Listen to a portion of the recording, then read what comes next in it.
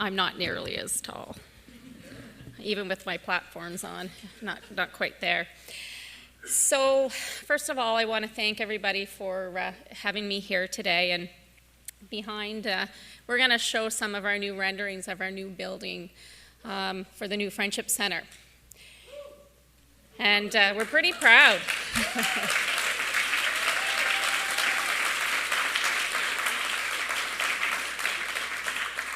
The first piece that I really want to touch on when we start talking about the building is that it's not just bricks and mortar. Many people will see it as bricks and mortar, and I understand that. To my community, and hopefully the broader community, it will become a living, breathing opportunity for true engagement. A real opportunity for us to sit down and have conversations.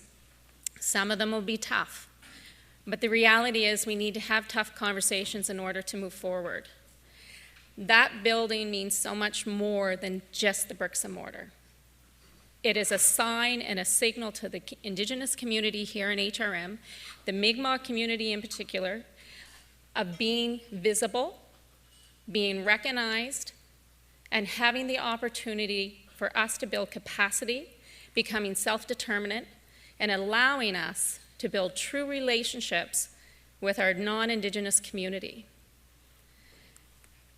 Most people who know the Friendship Center recognize that we are much more than just social services.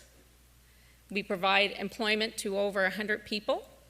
We last year serviced over 5,500 Indigenous people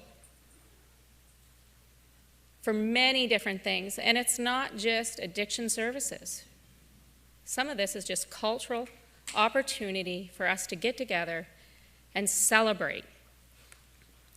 We talk about the stigma that is quite often attached to our communities, and this building is going to blow that apart. It's going to give us the real opportunity to have ongoing conversation and us becoming self-determinant in what we do. We talk about infrastructure, and I know that there's a lot of conversations around here. The important piece of that new building is that it's going to support not just my own community, but the broader community. I want to be the next member too, by the way. I want our Friendship Center to be the next member too.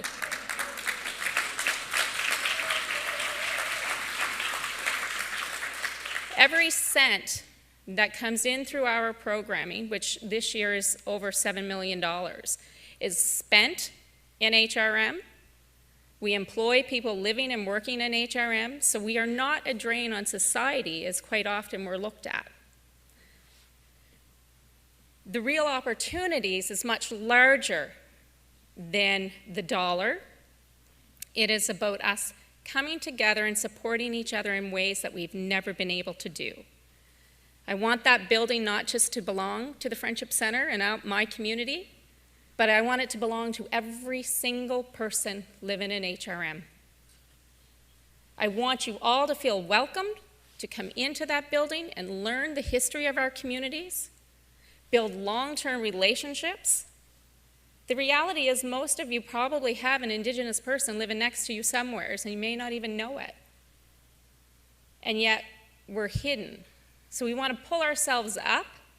We want to put us front and center, and let's be honest, I think the location that we've chosen is pretty iconic. You know, with Citadel Hill right there, and the Friendship Center standing there next to it.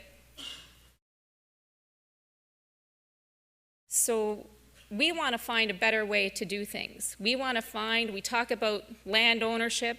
I got to tell you, land ownership is really it's an imaginary line, it's not real.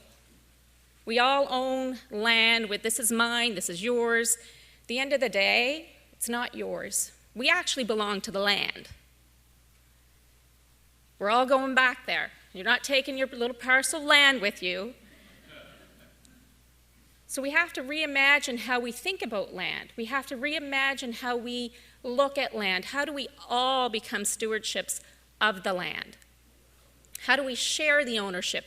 How do we make sure that my community has a safe place to be? Most of you who do know the Friendship Center currently, they'll go, oh, that building with the paintings on the outside.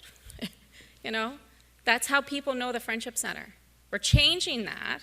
We're making changes. But the support of the non-Indigenous community is actually key in how we move forward. I want people to feel engaged. I want people to know that this is so much more than the bricks and mortar. It's about reconciliation at its best. It's not a tick box. It's true reconciliation. And so far, I've got to tell you, the team that has come together and helped support this, if somebody had told me 10 years ago that we'd have the people sitting around the table, I would have said, no way, not going to happen. And that's changing. We have a much stronger, I would say, mayor and council, and I'm so thankful for them. They've taken a leap of faith with us. And it is a leap of faith, I get that. But we can't change anything unless we do that, and we push the limits, and we push how we do business. We need to be able to work together and recognize that if my community's winning, everybody's winning. My community is a small portion of HRM. We're over 20,000 people in HRM, growing dramatically, by the way, and yet you don't see us anywheres. You're starting to see little signs, a few words here and there, but the economic development opportunities that go hand in hand with the infrastructure that's required for the Friendship Center, that's win-win for everybody. There are tourism opportunities that we're missing hand over hand, and it's just in a sieve, and we're losing it all. And my community wants to celebrate and bring ourselves forward, but I'm here to tell you, we need your support to do that. I want friendship. Kind of funny that we're talking about the Friendship Center, but I want real friendship. I want somebody who's going to walk with me, not in front of me, not behind me, not beside me, or on top of me or below me, somebody who's going to walk right with me. And that's how we make changes. We start having some of the tough conversations, land ownership. I really do believe we have to start looking at how we do that, and what is land, and how do we share land, and how do we make sure that we're looking after the land.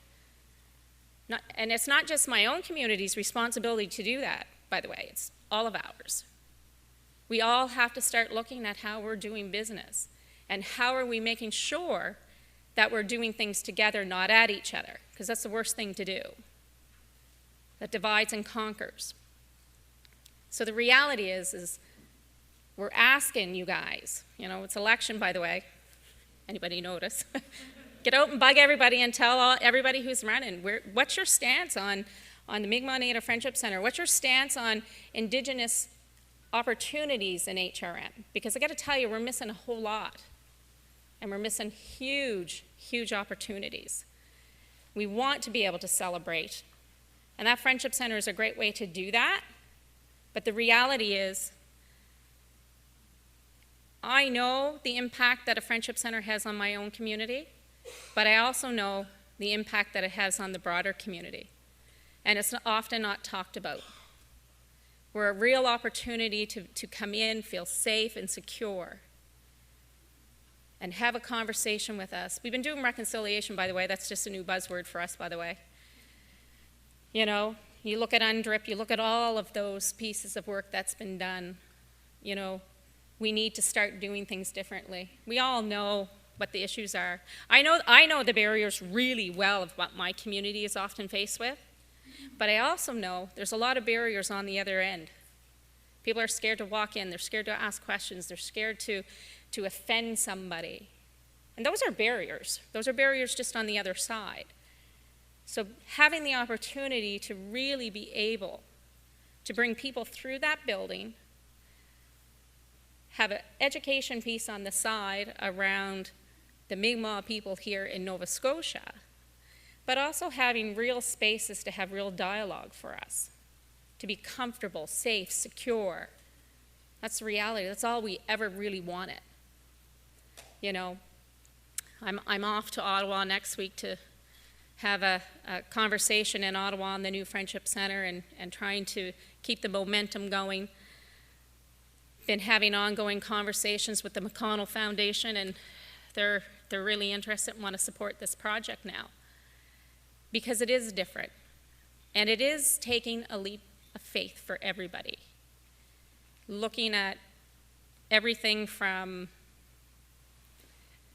the opportunities that can come with that, but also looking at how do we do it together. I can't do it alone. That's the reality. I won't lie. I'm getting tired of the fight, but I'm not going anywhere until I know it's done. And somebody said to me the other day, why do you feel like it's a fight? Well, because it's always 2 steps forward and 10 back.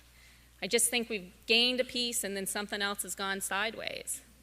And the reality of how we do that, how we've been able to correct some of that, is because I'm not doing it alone anymore. I actually have some really key, solid people who are pushing with us and working with us. HRM Council, you know, John Lindsay, who volunteering time and time again, God love him, you know, Group ATN, and like there's just been so many people that have come to the table. And we can't do it alone. I've tried doing it alone. We've been trying to get a new friendship center now for 20 years, actually closer to 25. So the reality is, I need you guys to work with us, help us, support us, have an opportunity, come talk to me, come visit the Friendship Center. That's really what that center is about. We want people to be welcoming and feel comfortable coming in and looking at how we can move forward together and not hiding our Indigenous community that's here. Because right now, you know, it's like when I go to BC and every place else, it's like, oh, I know where I am. I know which territory I am in. But you don't know that here. There's a few pictures, there's a few little this and little words here, but you don't know whose territory this is. And in order to move forward, we all have to understand where we are now, where we were, and where do we want to go. We have a real opportunity to actually show people how we can do this. It has to be community driven, and not just from my own community, by the way. You know, we've spent a lot of time with elders and so many people. And we even went to non-Indigenous community members saying, what do you want to see in a new Friendship Center? Because we have lots of people who rent from us and who just come in and borrow chairs and tables and whatever they need. So we want to really make sure that everybody feels that that center is something very different. And we're really hoping that as the momentum comes and it starts to build with this center, that we have everybody standing there with us, because that's ultimately what it's about. It's not about just one person or just one community for that matter. It's about everybody and how we see the development of the urban context here, but also Nova Scotia in general. We need to start celebrating our community members that are here, recognizing our history and where we come from and how do we want to move forward. So that's it. Thank you so much.